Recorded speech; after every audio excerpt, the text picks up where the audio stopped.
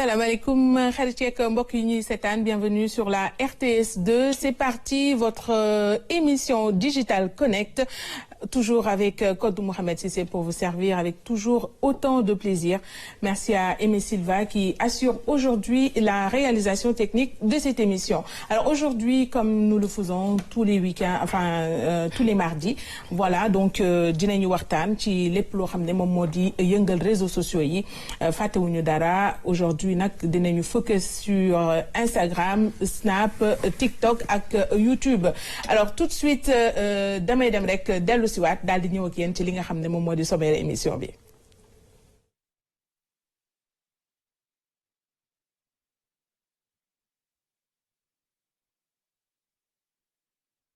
Merci beaucoup Aimé Silva. Alors ni ma ko waxee woon sànq nag ci introduction bi tey Instagram dinañ ci ànd ak ki nga xam ne moom moo di Amina Madame Diop.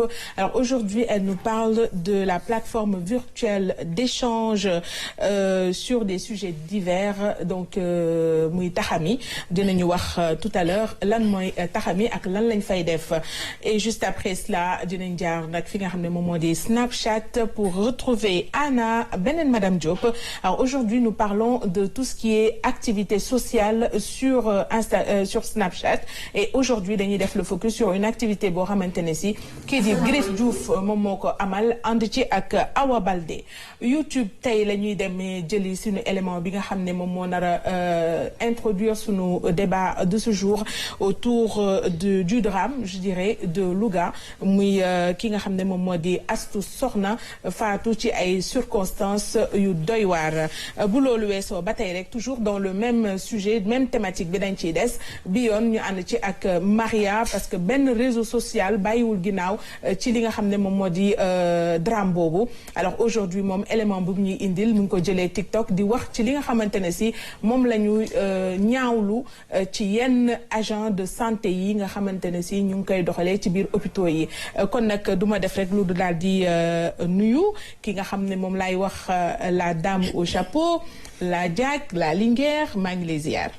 Kodou maa ngi lay ziar di ziar téléspectateur ou la 2 di am mbégte ak contenté comme chaque fois de vous retrouver sur ce plateau et de débattre comme tout le temps de sujets yoo xamante ni soxal na askan wi amal na njëriñ askan wi tey di seet ndax di ci dugg comme on dit ci bismillahi rahmani rahim te di ñaan yàlla génn ci alhamdulilahi rabbil alamin te yàlla ñu yàlla musal ci accident la amin amin yaa rabbi. yow nag tey dangaa ñëw rek ànd ak logo wu RTS 2 daal di def nag sa benn rose boo xam ne dafa mel ni tey daal yow yaay mascotte RTS 2.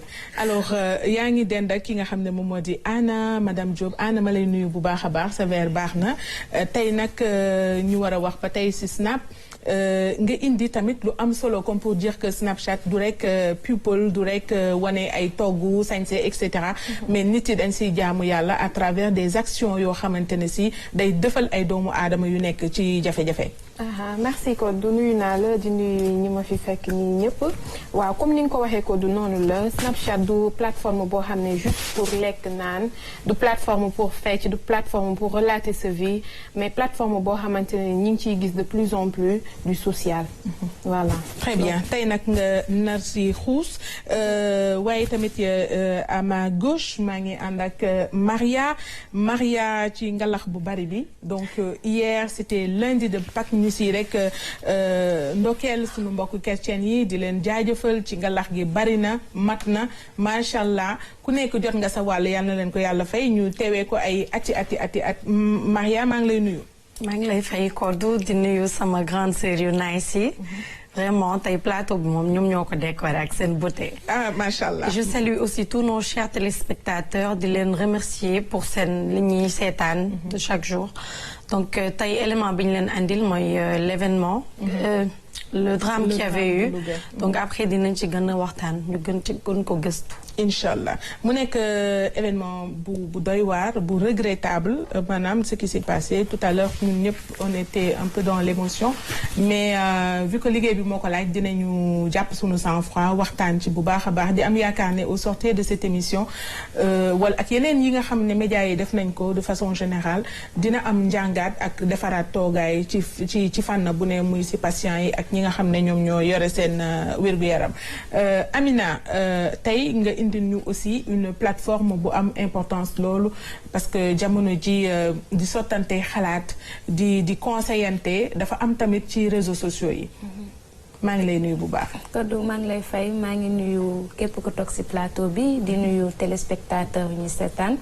waaw comme ni nga ko waxee tey moom Instagram dañoo jël benn profil boo xamante ne ni sottante xalaat muy Mame Binta coach la boo xamante ni day bàyyi nit ñi ñu waxtaan jàngat bu bari daal incha allah ci kanam. très bien donc vous avez une vue d'ensemble ci li nga xamante ne si moom la ñu nar a waxee dañ ciy ñëw léegi xuus ci bu baax a baax a baax a baax alors tout de suite dañuy dem ci le premier élément nag di ñu indil benn plateforme virtuelle comme je le disais tout à l'heure boobu plateforme virtuelle ku ñuy wax Mame Binta Diouf Diallo ubbi ko yàggul dara waaye depuis lors mi ngi def liggéey bu mucc ayib ñu seetaan élément bi daal dellusiwaat ay leeral ak Amina. maa ngi tudd Mame Binta Diouf Diallo di fondatrice su concept bi ñu naan Taxami concept Taxami bi nag on l'a mis en place depuis léegi 1 mois. so am na présence Instagram am na aussi présence Facebook di permettre nit ñi ñu am benn cadre bu convivial boo xam ne dinañ ci mën ay échanges yoo xam ne c'est des échanges thématiques si ay thèmes yu leen intéressé waxtaan ci en profondeur page bi mi ngi nekk Instagram nekk Facebook dinañ ci aussi présenter ay profils parce que tey ndaw yu bari dañ nekk seen réew di liggéey di am ak ay mag yoo xam ne am nañu yenn expérience yi yoo xam ne mën nañ ko partager ak ñenn donc di présenter seen profil di présenter li ñuy def ak leen mën def bi nga xam ne kenn kat su soxlaa tey échanger ak dem si nit kooku pour mu yokk ko ci dara dina mun ne man gisoon naa tel nit buy def telle affaire donc mun naa dem ci moom mu yokk ma. waaw parce que le constat est venu tamit actuellement on vit dans une société boo xam ne nekkatul comme bi ni ñu daan dundee bu njëkk ba da nga daan dund nekk seen kër di gis maam di gis yaay di gis tante di gis bàjjan di gis nijaay di gis ñëpp ñi nga xam ne soo daan soxla yenn conseils yi ay mag ay rakk dinañ la ko indil soo daan soxla ñu yeela ci yenn affaires yi dinañ la ko indil actuellement ñu rendre compte ne jamono demee na neneen mbir yi yëngatu boo xam ne biir famille bi sax ñi nga xam ne yéen a ngi nekk dëkk même que c'est difficile ngeen gisante assez malade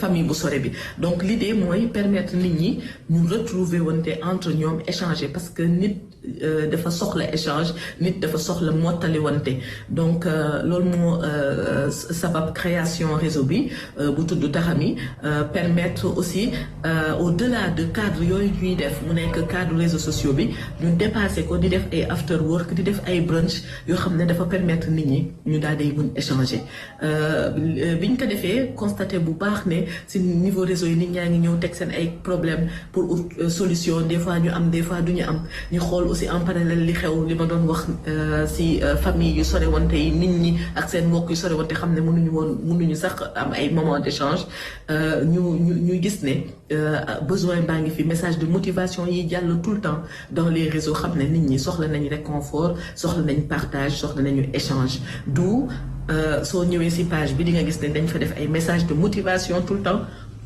pour lépp nit ñi mun a développer wu personnellement mun développer seen confiance en eux ñu ut aussi beneen partie boo xam ne dinañ présenter ay profils yoo xam ne des profils inspirants dina inspirer ñeneen motiver leen ñuy def ay live nag qui nous permettent de pouvoir traiter profondément de certains sujets on a créé la page et pour wax ne besoin boobu am na depuis 1 mois lañ ko créé depuis 1 mois dañ doon def ay thématiques en général dañ ko doon def chaque 2 semaines on est venu à chaque semaine ñu am thématique bu ñuy def en 1 mois on n'a même pas sponsorisé amul benn sponsor on a à peu près plus de 330 adhérents ce qui veut dire que le besoin est là nit ñi soxla nañu gisante et des fois à travers les réseaux ils le font mais dañu bëgg suñ ko njëkkee def ci réseau yi parce que le réseau permet de capter la masse suñu defee loolu ci réseau yi ñu mun jàll nag ci présentiel pour permettre nit ñi ñuy gisante di waxante di saafonte parce que loolu dafa nekk loo xam ne dafa essentiel.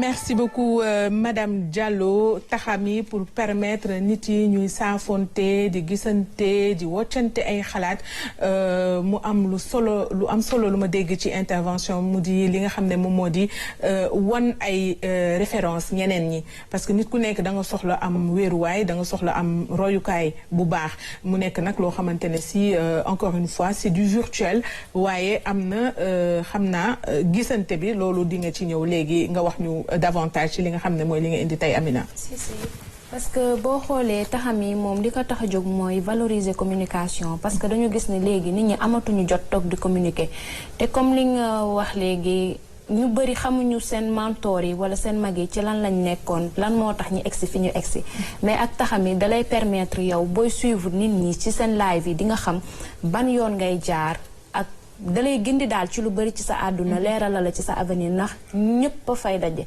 ñi nekk ci milieu professionnel bi ñi nekk ci informel bi ñoom ñëpp a fay daje ku nekk sottante sa xalaat ku nekk wax fan la jaar day tax xale yi ñoom ñu xam ban yoon la ñuy jël parce que ñu bëri dañoo réer jamono ci dëgg la doon naa dégg keroog ci émission Rayon de Soleil ci rubrique boobu di proverbe du jour maman Dieye di wax ne ku la mag ku la jiitu ci néeg moo lay wan fa ngay toogee mu mel ni kon la jaag c'est important parce que ñu ngi bokk ci maturité yàlla moo def tey ji xale yi nekk suñu ginnaaw xale yi dañu soxla référent oui c'est très important parce que tamit ko xamul foo jóge to xam foo jëm parce qu'aujourd'hui on est dans une société boo xamante ni dañu dem ci bopp sa bopp taxami dafa mel ni penco nit ñi amatuñu jot peut-être di toog di waxtaan suñu biir. mooy penc virtuel daal voilà c'est un penc virtuel.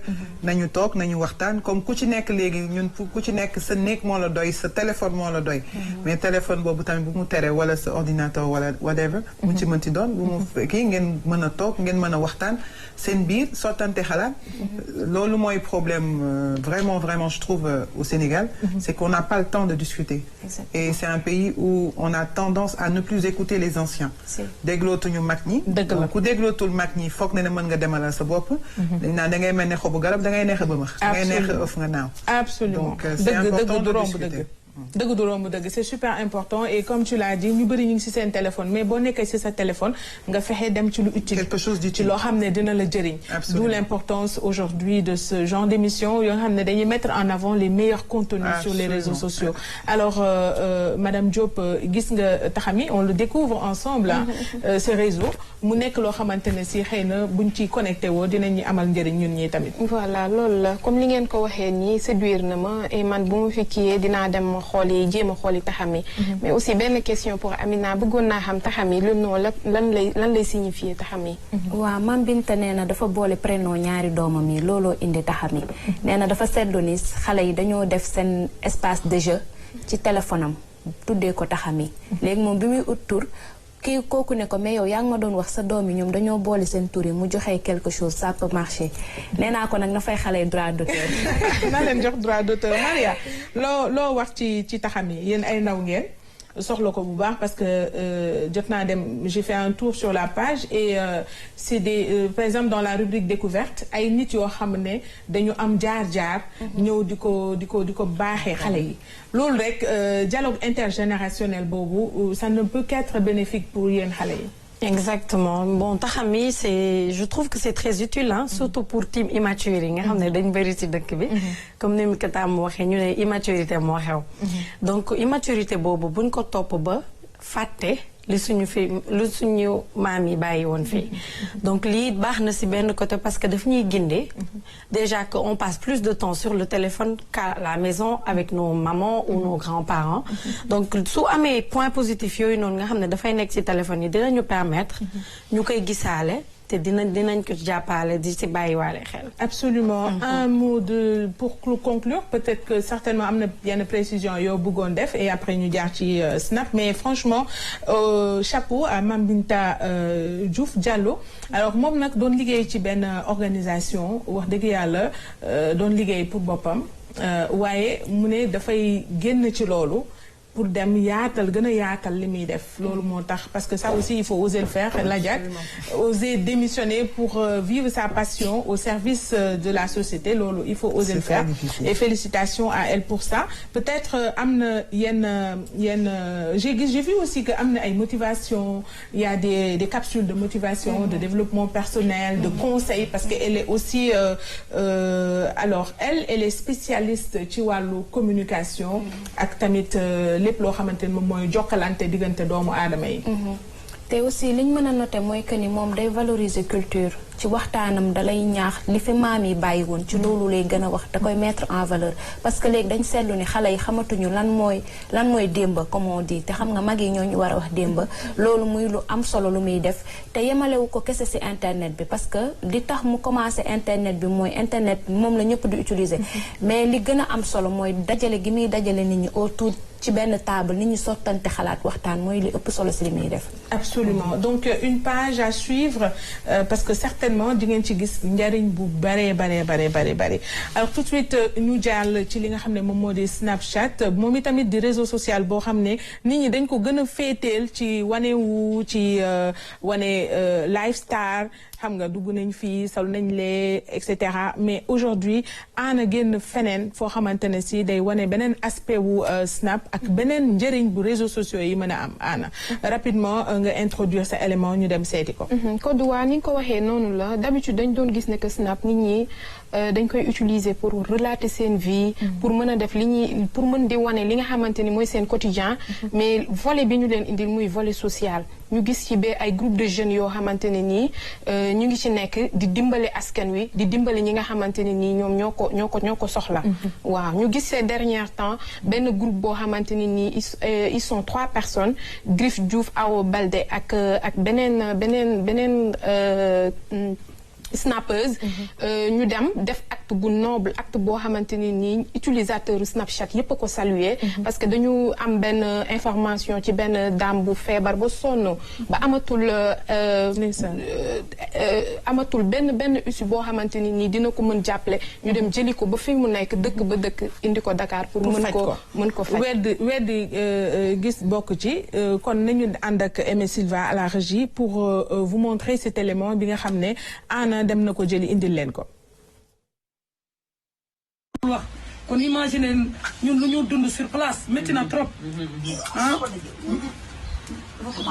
xamatuma lu may wax dimbale leen ñu te yàlla tax dimbale leen ko parce que métti na góom bi fii ba fii la jël am na ñu ma tàggee lu waay am rek na ko ci def. ndeysaan loolu nekk image mujj yi mooy biñ koy jëlee Touba di ko indi Dakar. mu nekk loo xamante ne si ci barki weer bu tedd bi yàlla na leen ko yàlla fay waaye yow tamit bi nga xam ne indi nga fi maanaam action sociale bi yàlla na la yàlla ci fay. waaye xam naa boo expliquer davantage cas bi ni mu demee. du ñàkk xëy na information boo xam ne ku ci bëgg a jàpp nan nga mën a def. ba jàpp si parce que xëy na ñi ñuy seetaan aussi war nañ ci mën a def dara. war nañ ci mën a jàpp effectivement Kodou ñoom ñi ko initié laa mën a wax muy Griff Diouf Awa Balde ak Aïda Diallo. Aïda Diallo moom moo am information bi moom lañ envoyé maire bi dafa soxla ndimbal.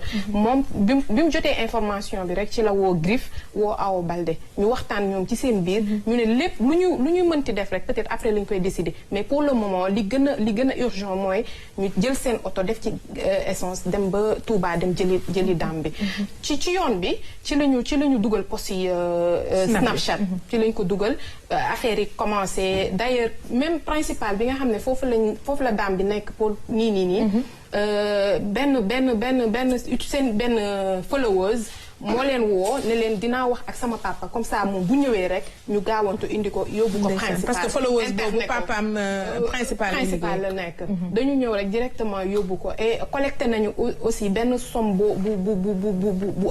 am njëriñ pour mën a assister dame bi premiers soins yi ak yooyu noonu. macha allah comme pour dire que li ñuy wax la magie des réseaux sociaux day opéré wu dans bien des cas chaque fois boo xamante ne si teg nañu cas yu mel nii Ladiak moom dafa bokk ci ñi nëbbatu waaye man xam naa ko bu baax a baax di yëngatu lu bari ci social bi donte bëggul sax ñu di ko wax mais aussi il faut rendre à César ce qui appartient à César les réseaux sociaux dafa am magie boo xamante ne si gaawte goo xamante ne si saay boo ci tegee problème man loolu bëgg naa ko owee cas genre yooyu saa boo ci tegee cas ñu solutionné ko.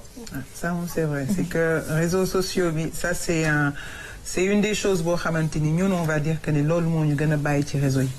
C'est exactement. Le fait surtout. Parce que chaque jour nga ne dama ciy génn. waaw chaque jour nga ne da nga ciy génn mais c'est vrai franchement si on pèse sur la balance on va dire que 90% c'est le fait de pouvoir aider d'autres personnes. Mais à travers les réseaux nit da lay soumettre benn problème nga am cas comme on dit un cas vraiment compliqué. Et en même pas 24 heures yàlla def ci sutura. ñun ñëpp ñu mën ci jàpp ku ne jàpp ci et ñu mën a solutionner même si on solutionne pas à 100%.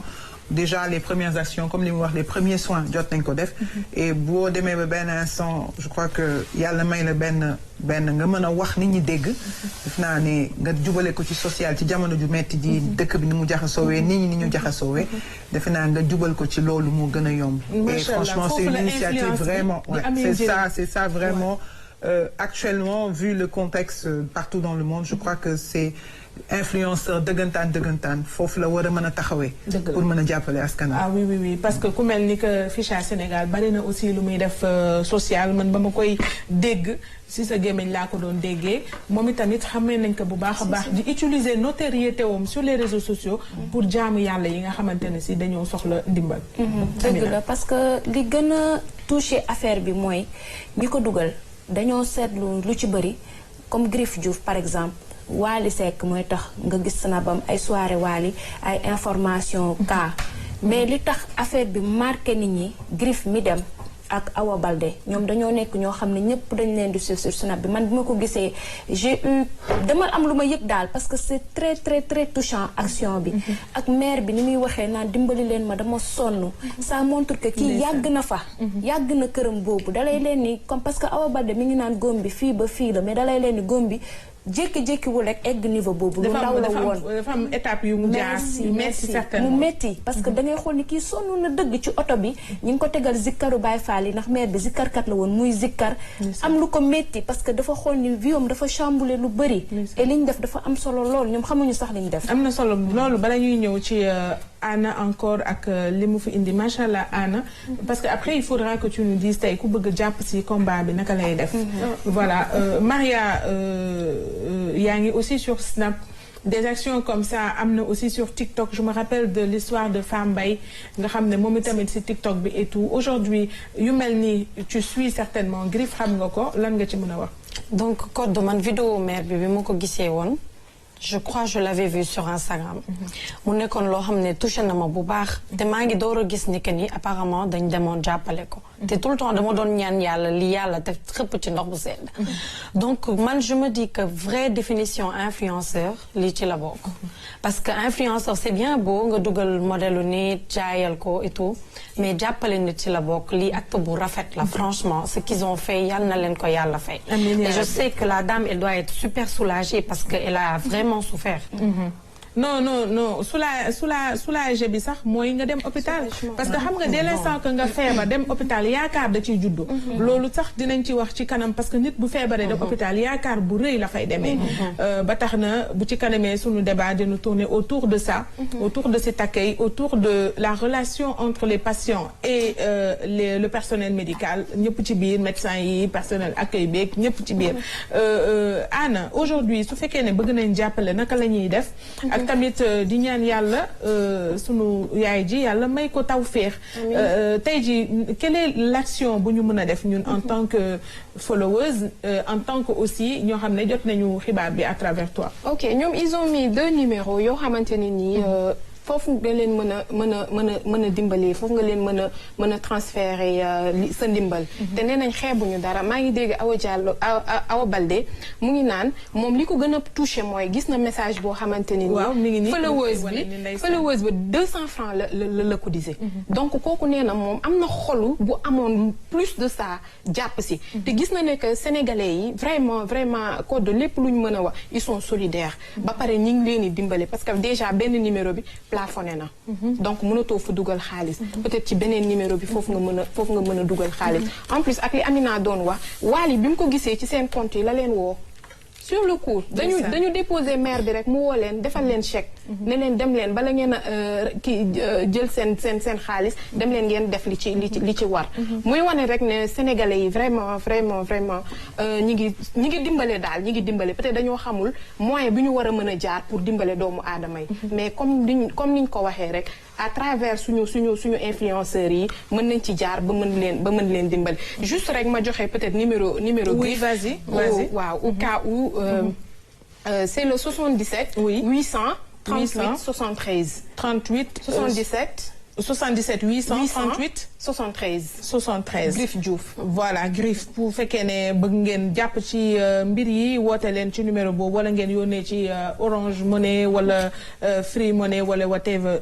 par contre am na benn message benn cri du cœur peut-être boo xam ne c'est à l'endroit de ñi nga xam ne ñoom ñoo yore société de téléphonie yi di gën a yombalal ñi am initiative yi collecte bi nañ koy gën a yomb c'est vrai que aujourd'hui Coppa Express bëri na mais aussi ay plafonné yeeg yooyu noonu ak désagrément yi ci am il faut que ñoom tam ñuy jàpp bu fekkee am nañ ay services sociaux yoo xam ne dinañ ci mën a jàpp daal ba nga xam ne en tout cas collecte bi dina gën a mën a yomb.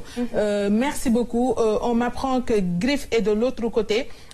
Malheureusement, on va devoir passer aux deux autres rubriques. Une thématique aujourd'hui, YouTube et Facebook ak TikTok, c'est une seule thématique.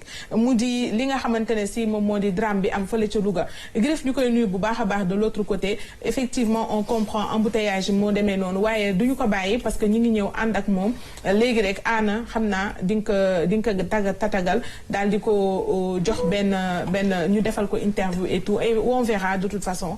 comme la dernière fois wala ki may seen nii kan la ki may seen nii mooy waaw donc exactement donc li ñuy def moom mooy damay daal di dugal élément bi nga xam ne moom mooy introduire sunu thématique waaye laata loolu ma leen di remercier vraiment yéen ñaar peut-être ce que je vais faire Anna les deux invités je vais les recevoir quand même vu que ñi ngi fi donc yéen ñaar lay remercier lan ngeen di wax ci thème bi ñu indi tey parce que ku ci nekk ci yéen xam naa ne am na lu mu waroon a wax. voilà léegi lan ngay wax ci loolu. bon man moom li ma ciy wax au-delà de la profession wala au-delà de la structure.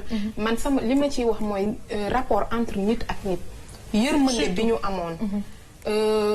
jàppalante bi dimbalante bi rawatina diggante jigéen ak moroomam jigéen bi nga xamante ni nii moom mooy ëmb mooy wasin xam métit bi ci nekk xam lépp li ci nekk nga xam ne des fois sax dañ naan la dañ lay gasal paxu dund gasal la paxu dee loolu kooku luñ la jàppale rek doyul luñ la jàppale doyul vraiment ñun ñëpp metti nañu naqarlu nañu ko mais dinañ yaakaar ni que ak sanction yi ñu ciy teg peut-être ëllëg dootul amati wala tamit buy am dina nekk loo xamante ni nii vraiment dina koy remercier maa ngi lay remercier yow di remercier sama naataango yi di remercier suñu téléspectateurs yi di remercier aussi Griff Diouf ñoom Awa Baldé vraiment di leen wax chapeau di leen wax yéen a ngi fi ngeen teg seen tànk foofu la lépp loo leen mën vraiment def leen ko ci ba dam bi retrouver waat sourire macha allah sañse mi nag ku si jaar sama bopp maa sañseel monsieur Diop moo la sañseel monsieur Diop Mahfous ñu koy nuyu bu baax a baax moom moo la sañseel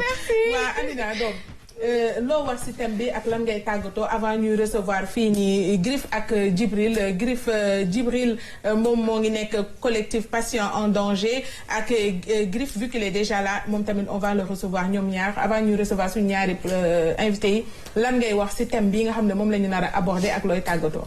waaw man li may wax ci thème bi mooy nit ku nekk boo nee doomu aadama da nga war a sóoraale ak dafa nekk lu doy waat te loo lebal nit ala kulli aali danga koy fayeeku man damay laajte ba xam ñi nekk hôpital ay nit lañu parfois parce que question boobu dama koy laajte tout le temps ndax ku nekk dem nga hôpital ñenn ci ñi nekk hôpital waaw ñenn ci ñi nekk hôpital parce que du ñëpp merci parce que parfois nga sonn dëgg man je me dis que nit ki bu munoon faj boppam du ñëw ci yow bu amoon solution ci boppam du ñëw ci yow surtout jigéen bu wérul stress bi dafa bëri te stress bi du jigéen bu wérul bi kese moo koy dund famille wam tout entier dañ koy dund borom këram da koy dund mais dangay dem hôpital ñu jànni la ñàkkal sax kersa sa ki la accompagner dañ koy ñàkkal kersa de telle sorte que day découragé neen bàyyi xel ci lu bëri te xam ne nit ay garabam comme on dit dëgg la te yaakaar dafa fort kan exactement maa ngi remercier Tata Fatou Sey moo ma ñëwal mi ngi golf madame Thiam maa ngi remercier aussi yéen ñi toog ci plateau bi di jox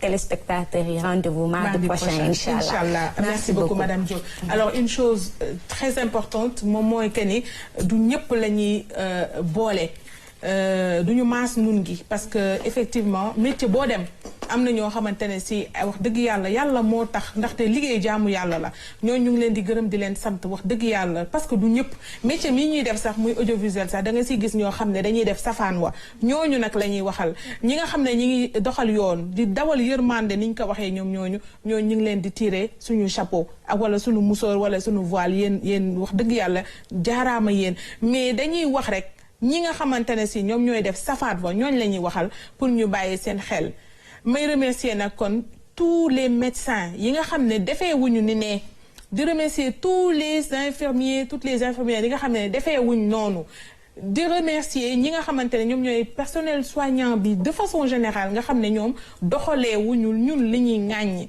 waaye di leen gërëm di leen sant di leen encourager ndax nit mooy garamam te yaakaar dafa fort boo jógee sa kër dem hôpital pour faju yaakaar dafa fort kon dañuy ñëw rek daal di dugg nag ci élément bi nga xam ne moom moo ñuy indil témoignage u kii nga xam ne moom moo di sëñ Mbuub nga xam ne moo ñàkk soxna astu soxna ñu di ko masawu di ko jaal famille am ak borom këram ak ñëpp ñu daal di ñëw ci li nga xam ne moom moo di témoignage bi juste après l'élément vous retrouverez nos deux invités à tout de suite.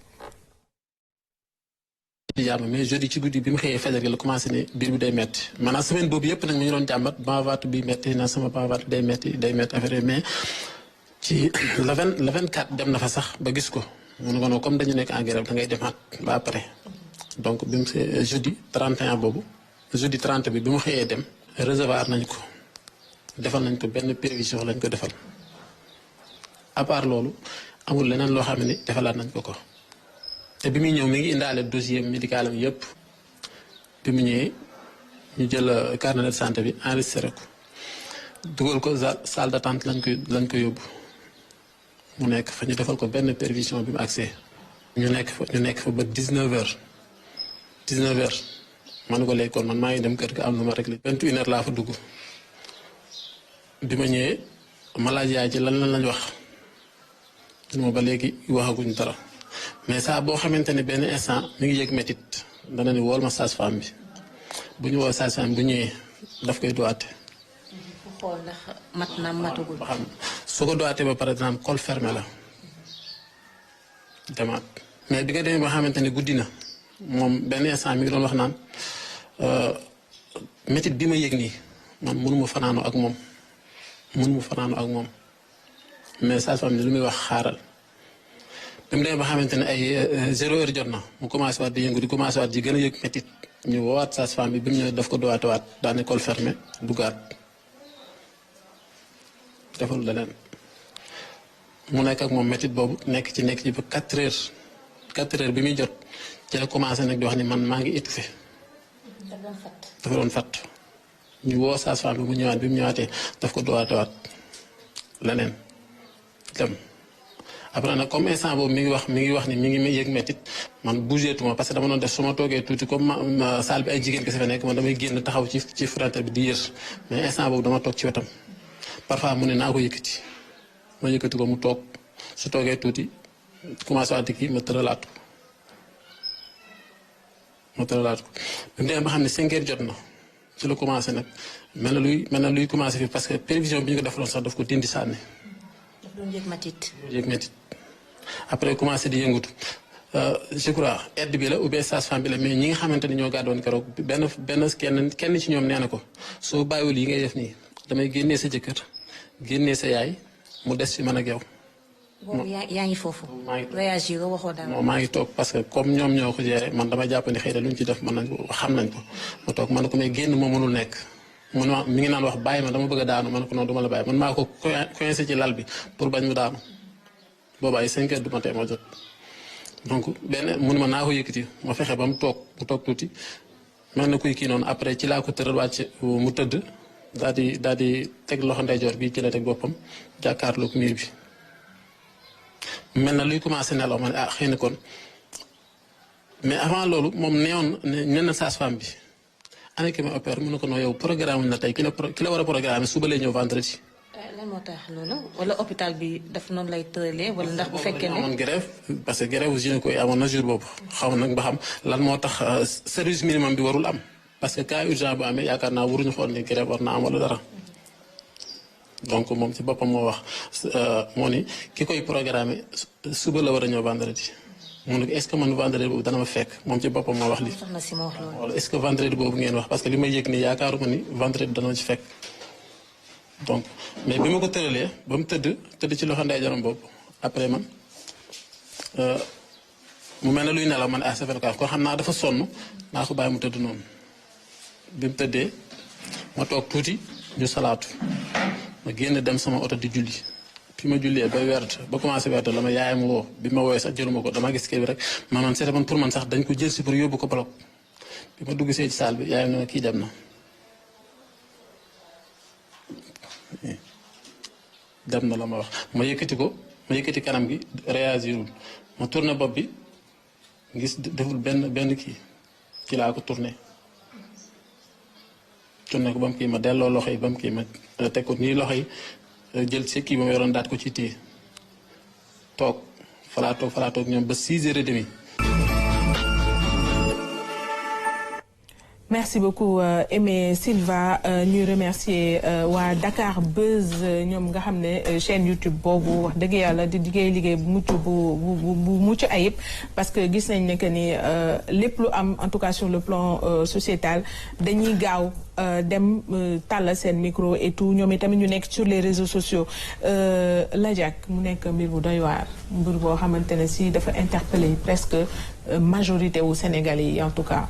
ba tax ay initiative jóg si initiative boobu bokk na ci li nga xam ne moom moo war a tax ñuy wax mu di li nga xam ne moom moo di le collectif patient en danger di nga ci ñëw lu waral tur boobu ak lan mooy collectif boobu waaye maa ngi remercier sunu invité yi nga xam ne ñoom ñoo ñu rejoindre alors il s'agit de Djibril Diaw du collectif patient en danger ak Griff Diouf di snapper mais aussi nekk koo xam ne mi ngi yëngu ci wàllu social Ladia kàddu gi yaay borom.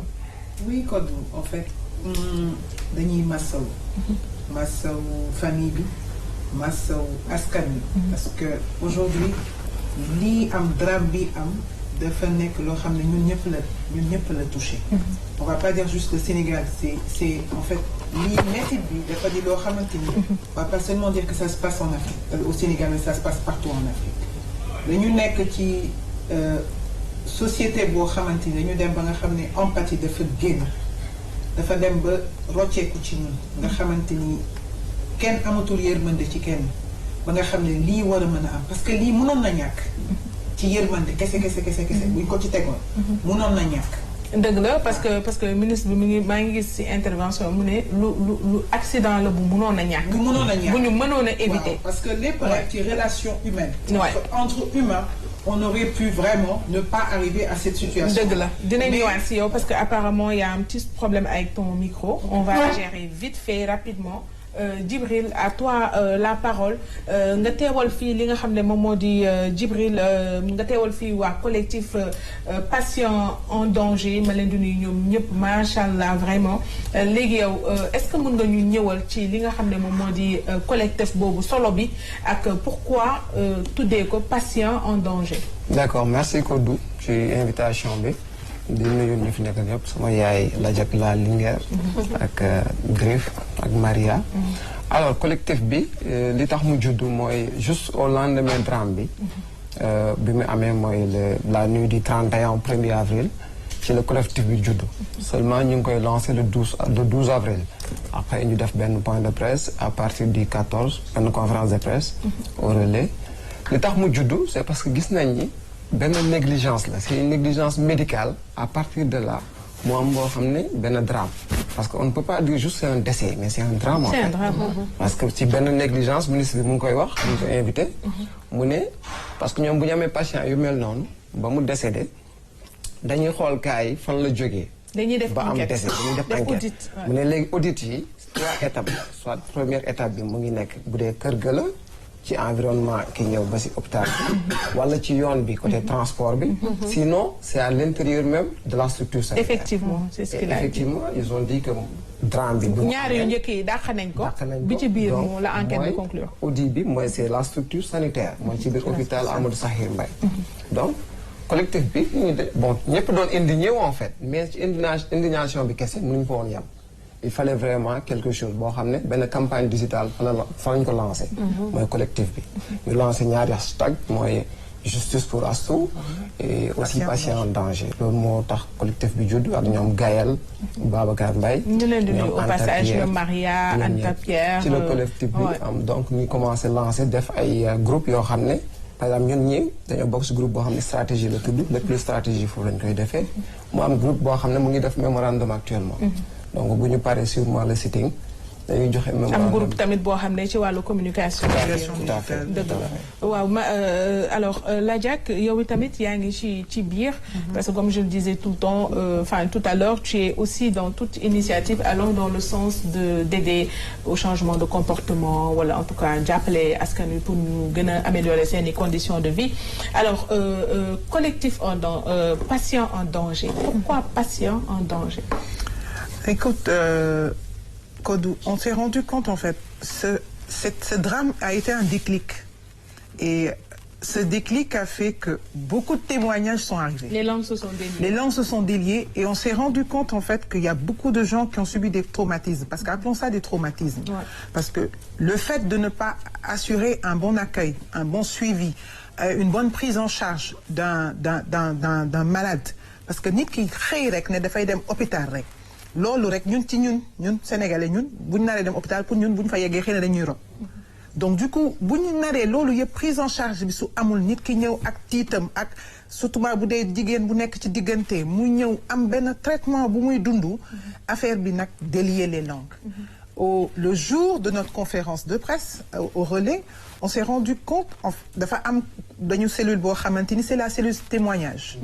La cellule témoignage avec Amish et recueille tous les témoignages et à ce jour boobu noonu on était à peu près à plus de 400 et quelques témoignages et des appels téléphoniques on n'en parle même pas.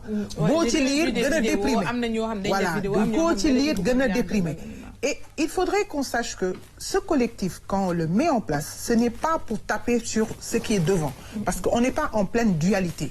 On est en train, ñun ñëpp di mener même combat. muy médecin patient c'est quelque chose qu'il faut préciser ku mënti doon ñun ñëpp lenn mooy suñu problème mooy askan wi na nekk bés bu amee soxla am mettit war a mën a dem faju te du am benn tiitange ñoom médecins yi ils ont besoin de ça nous la population on a besoin de ça donc ça devait être une action commune c'est patient en danger mais aujourd'hui on a besoin de tout le monde pour que liggéey bi mën a defu parce que du pour ñun du pour ñoom pour askanu Sénégal la. dëgg la alors Griff nga yëngatu bu baax ci wàllu social d'ailleurs sax yéen a ngi jëlee ñu ngi ko doon gis sànq ci image yi ñu leen ciy jaajëfal bu baax a baax yaa ñi ngi ci àndal ngeen jëlee patiente boo xam ne yàgg na souffrir torop fële ca Touba indi ko fii ci Ndakaaru lan nga gisee coow lii am boobaak léegi mu nekk coow loo xam ne dañ koy méttitlu bu baax a baax te yaakaar ne dootu fi amati lan ngay xalaat ci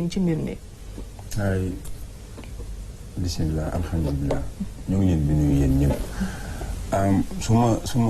su ma duggee foofu maanaam day nekk sax répétition fii ci suñu réew mi sax laay wax ndax léegi soo xoolee lu jëm ci wàllum faj day am ay xëccal gauche ak droite muy patients yi ak médecins yi tout le temps nit ki tamit day dem fajam rek lay gis day bëgg dem rek subito ñu faj ko mu wér mu ñibbi.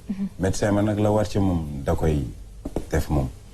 kon foofu suñ fa duggee day nekk loo xam ne lu sensible la lu nekk suñu réew mi loo xam ne ñu bari ku mel ni Jibril ak ñeneen ñi ñoo ngi koy jéem a xeex. ñu fexe ba faj mi jaar yoon ba patient yi am satisfaction totale. su ma duggee nag ci lu jëm ci comme maire boobu nga wax noonu.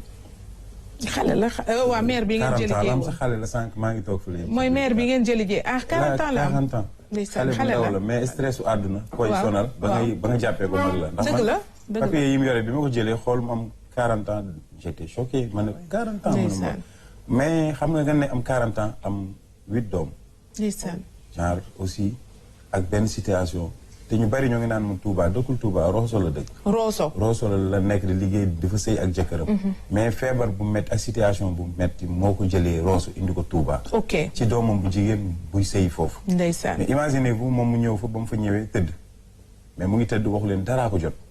rus na ko wax ndax situation bi mu fa fekkaat. ndeysaan la ñëw tëdd noonu. léegi day onk su onk su ko waxee mu ne daam lu may. ndeysaan ak yaay ak ni mu mënee nëbb mettit. doom yi di ñëw di dem di ñëw mu muñ loolu lépp rek mais 1 an nga tëdd ko ci benn room. amoo sax foo tëdd. ndeysaan ci room mooy dër.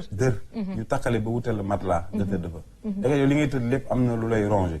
léegi nag bi mu demee ba sës mënatul sës la woo doomu jigéen wax ko doomu jigéen bi dem ba ci xaritam moom tamit xarit yaayam bu yàgg wax ko ne ko sama yaay daam lu ko dal te bëgg naa mu war la ko demal na nga waxtaan ak moom. léegi bi mu ko wanee xaritam bi moom àndam yëpp a yàqu ndax tànk bi dafa lekk ba jeex. tànk bi dafa yàqu maanaam te li garaaw rek mooy car rapide la yéegoon di wàcc mu dagg. léegi mu tax ko chaque jour su xëyee rek fomp rek dem liggéey. affaire bi infecté. mu infecté da lekk na diggante pooj bi ba ci suuf lépp la lekk. léegi nag affaire bi dafa xóot mu dem ba saxee yàqu. médecin yi jamono ji lan lañ leen wax. Touba bi mu fa demee yóbbu nañ ko hôpital Matlaboul Fawzeyni ba mu fa demee ñoom ñu ngi koy suivre traitement bi mais xam nga Sénégal tamit dañuy wax rek maanaam sa loxo suy jotul sa ginnaaw day xaw a doy waar ndax tamit hôpital ak nu mu mën ci demee soo demee nañ la bind ordonnance yi tout ña fa nekk nag xam nga comme Touba rek sànq rek ki mu toogal waxtaan mu ngi naan ma ak Touba ni mu mel la moo tax demal ci kër sëñ ma ne leen Touba am na ñu fay jóge ci yeneen dëkk di ñëw am fa 1 an te waa dëkk ba sax duñu xam ne ñoo ngi fa ndax dëkk bu yaatu la léegi nekkatul benn dëkk boo xam ne ñëpp war a xamante am te moom fi mu dëkkee wetu umul xuraala foofu ci entrée Touba la wala nekk léegi nag comme ñi fa dëkk ay dëkkandoo lañ tamit mouridisme ni muy dee ñoo fa commencé dajale commencé même ki ñu woo sax tax ñu dem Touba dëkkandoo dong la moom moo ci xar doy na waar torop doy na waar vraiment parce que Ladiak mu ngi koy wax yéen ñun ñëpp on parle le même langage mais une chose est sûre boo feebaree ba nga dem hôpital yaakaar nga fay duggee da ngay am yaakaar pour wér ba tax na sax médecins yi am na nu ñuy waxee yow da lay defal te loolu dafa bokk ci thérapie bi waaye nga dem nga fekk ñoo xamante ne si parce que encore une fois du ñu maas mun nun gi du ñëpp Maria si sa élément tey da ngay indi benn élément boo xam ne day retracer comportement yi nga xam ne ñun patients yi moom la ñu bëggul a fekk maanaam bu ñu demee hôpital donc dañuy def du ñu def rek lu ànd ak Aimé Silva ñu xool élément bi rapidement c'est un court élément boo xam ne am na torop njëriñ ndaw fu ñu jëm ndax ku ne ci ñun am na lum doonoon ci yow yàlla buy jël du tàggu day jékki rek jël nañ leen ko ñaanal mu am jàmm fu mën a dem doonoon na doom doonoon ko sori ki ñoom jote woon ak yaay ji waaye doom jee sax ci xol bi Maria c'est vrai que boo demee hôpital yenn saa yi nga fekk fa ñu am yërmande laa biir torop di la topp du ñu toog benn yoon loo bëgg suba ba ngoon jot bu ñu gisee jaaxle sa kanam sax dañ lay dëfal même sa feebar su grawee sax di nga gis ñoo xam ne dañ lay wax comme si grawul mais am na aussi ñoo xam ne comme li ñu wane sànq élément bi photo yi dafa expressive c'est-à-dire que li muy wane utilisation wu téléphone ba yooyu dafa doy waar.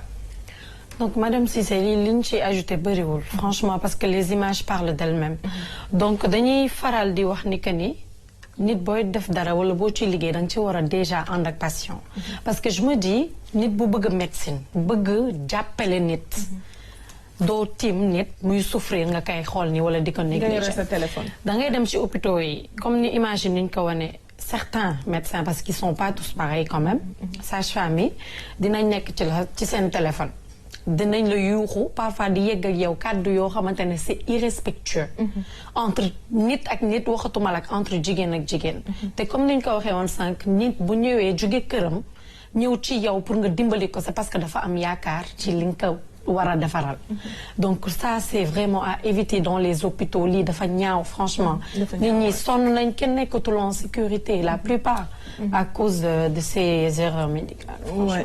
Erreurs médicales yi dañ ko war a éviter surtout que dans bien des cas day nekk yoo xam ne war nañ ko mën a éviter lajak je sais même pas quoi dire parce que tey jii kenn ku nekk si ñun mën na wax kaawam voilà kenn ku nekk si ñun mën na wax kaawam aujourd'hui chacun de nous am nga ci cas lu mu tuut am nga ci cas bu tuutee am nga ci cas le cas des femmes qui accouchent yooyu moom defe naa c'est des il y en a eu des erreurs médicales mais il faudrait aussi tamit qu'on pas leur jeter carrément la pierre parce que d'où vient tout ça d'où vient tout cela parce que parce que ami nit la nit du leneen doon leneen lu dul nit parce que nit doo ko liggéeyloo un certain volume horaire il n'est pas payé comme il doit l'être du nekk dans de bonnes conditions parce que le plateau médical adéquat n'est pas sur place il faut le savoir il faut oser le dire ba pare nga bëgg mu def d'excellents résultats mënul nekk wala parfois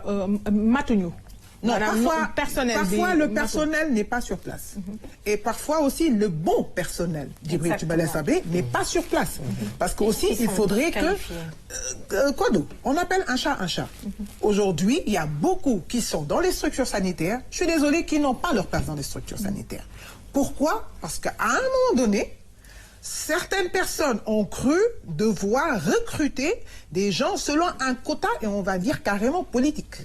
ñu dem yóbbu leen ci ay ki nga xam ne ñooñu amuñu fa place. alors on va plus axer aussi le débat sur li Maria doon wax sànq mooy nit ak nit parce que ici les responsabilités sont situées. dafa am loo xam ne ñun patients yi la am loo xam ne médecins yi la mooy le personnel soignant am loo xamante ne si état la ku si nekk xam na fan la war a yokkee loxoom si lu baax en tout cas je pense que parce que loo gis day am leçon boo xam ne ñun dinañ ko ci am ñun en tant que ñun ñi dem fekk ji ñoom itamit je suis certaine que am na leçon buñ ci teg bu demee wàllu état def nañ enquête def nañu situé nañu des responsabilités des sanctions ont été prises je suis certaine que dina am encore yeneen jéego wala yeneen dogal yoo xam ne dinañ ko jël pour que plus jamais une telle chose ne se reproduise. xam nga Kodou par exemple li la jag doon wax léegi le truc c'est quoi par exemple boo ñëwee tey structure sanitaire mooy la première des choses nga am accueil bu baax. accueil bi c'est important. un bon accueil c'est vraiment le premier soin qu'on peut donner à un malade.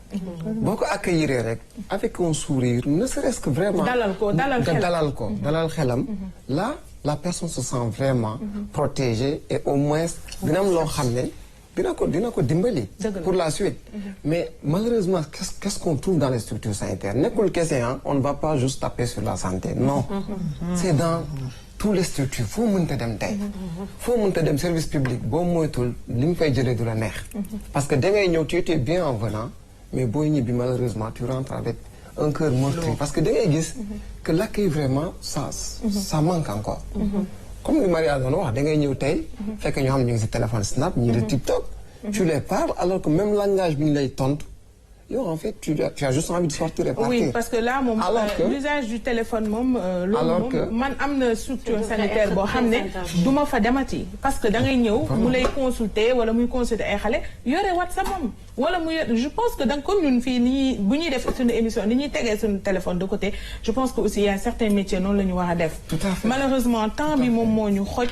Djibril rapidement vous allez vers un sit-in ce samedi 23 rapidement pour en venir. Il y a des images illustratives yu ñu aimé mën a dugal mais xoj temps bi moo ñu xoj.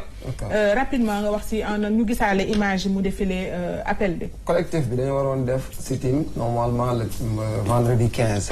pour mën a voilà def ak waa fële Louga le même jour aligné ak waa Louga Seulement, nous avons été pris par le temps avec autorisation B. Du coup, il fallait déposer 6 jours avant. léegi ñu am problème ak temps bi.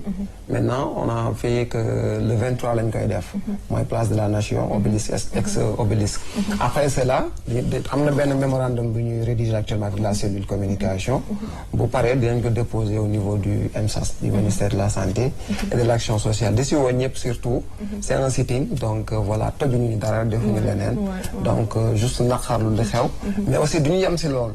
après ce sitting là le mémorandum ñu ngi def des cellules de veille un peu partout dans les régions pour que au moins ñu mën a détecter que ce soit les plaintes que patients yi di am bu ñëwee ci structures sanitaires yi que ce soit lu ñuy dund foofu seen i témoignages même relais entre patients yi ak les autorités yi nga xam ne ñooy toppatoo wàllu yëpp. ce sont ces cellules de veille là dañu mën a exactement en tout cas comme elle l'a dit tout à l'heure Ladiak c'est un travail qui va être fait avec les médecins avec ñi nga xam ne ñoom ñooy les autorités en charge de la santé.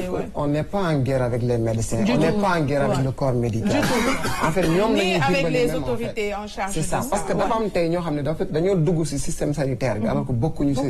mais ñoom sax dañ koy kaas wala parce que lii nii ñoom lay arranger dina gën a yombalal seen liggéey. donc foofu la ñuy avant may ñëw laajaat pour ce mot de la fin Maria lan ngay jeexalee ak kan ngay remercier ñu tàggatoo. Donc pour terminer, vraiment je félicite cette initiative bi c'est à saluer franchement te man moom xam naa ne dinaa ñëw. di nga dem ci kii bi ngay remercier ku la habillé. Kia Couture. waaw 77 833 16 72 moo jaar ci yére bu nice bi. aywa. Maman Ladiak. Oui. Le mot de la fin, xam-naa di nga rebondir sur le mu wax ne que ni du rek une initiative ponctuelle. Non, ce n'est pas une initiative ponctuelle parce que de toute façon, comme ce qu'on toujours qu'on croit, on dit de toute façon les Sénégalais, ils sont toujours sur des actions ponctuelles et après on passera à autre chose. Cette fois-ci, c'est franchement, on n'est pas sur du ponctuel, on ira beaucoup plus loin. Et ce qu'on est en train de faire, ce n'est pas pour nous, c'est juste pour un moment être genre un pivot entre les ministères, la population et on va dire les médecins, le corps médical et trucs, pour les aider. On est là pour les aider. On est là pour leur faire passer l'information. C'est-à-dire que ñun dañ koy jëlee ci population bi. ñëw na leen population bi lii la ñu wax lii mooy seen ñaxtu. ñoom suñ ci mënee andi saafara ñu andi ci saafara. dina leen amal njëriñ bu baax a baax voilà nañ ko jëlee noonu. xam ne neen ni ñëwuñu fii pour xeex kenn pour xuloo kenn. nañ ko jàppee loo xamante ni ñun. askan bi moo ñu wax. ñun baatu askan bi la ñuy dellu. la ñuy jottali. tout à fait et kenn ngay remercier. Bon, je remercie, je vais dire Malice Léo, Mariétou Dia, et comme d'habitude, et le chapeau toujours, comme toujours, Gaïdel. Et je voudrais en profiter en plus pour lancer un avis de recherche parce qu'il y a un de mes neveux, en fait c'est un ami à mes enfants, qui a disparu depuis 2 jours à Sacré-Cœur 3. Et il s'appelle Moustapha Ndiaye.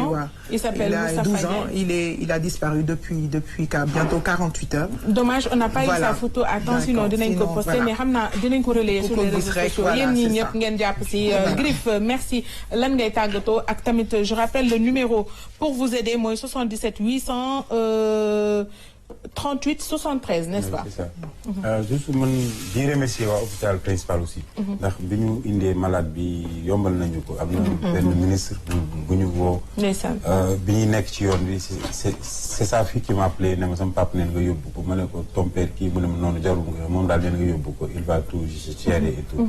ci lañ ko yóbbu. di wax ne que influenceurs yi ak ceux qui sont dans les réseaux sociaux social bi am na ci solo trop luñ ci mën a yokk seen loxo nañ ko ci yokk ndax visibilité dina la permettre yenn buntu yi nga mun ko fëgg. te su la yàlla joxe loolu rek moom xam na lu tax mu joxal kon nañ ko exploiter ci benn côté bu positif. Très bien et bien dit. Donc je rappelle le numéro 77 838 73 et je rappelle également le sit-in du collectif Patients en danger prévu ce samedi voilà place de la Nation à partir de 10h. Donc c'était tout pour aujourd'hui. xarit yeeg mbokk yi di leen gërëm di leen sant may remercier nag Kia Couture moom moo jàll tey ci tunique bi Kia Couture joignable au 77 833 16 72 merci. aux deux mesdames Diop, Anna ak Amina. Merci à Djibril, collectif Patient en danger. Merci à Maria Miss TikTok, Griff Diouf ñu koy remercier teewaloon fi waa Snapchat nekk di liggéey bu am solo. Merci beaucoup à la réalisation technique assurée aujourd'hui par Aimé Silva. Moom itamit ñu di ko souhaiter Paku Jam. Merci pour la ngalax Aimé. Merci à Amsatou Soxna tey fàttewuma ko. May remercier aussi Mariem pour le maquillage. Alors sama doom Mohamed ak Gilbert à la caméra. À tous et à toutes, excellente suite de programme sur la RTS2 et à mardi prochain, Inch'Allah. Au revoir.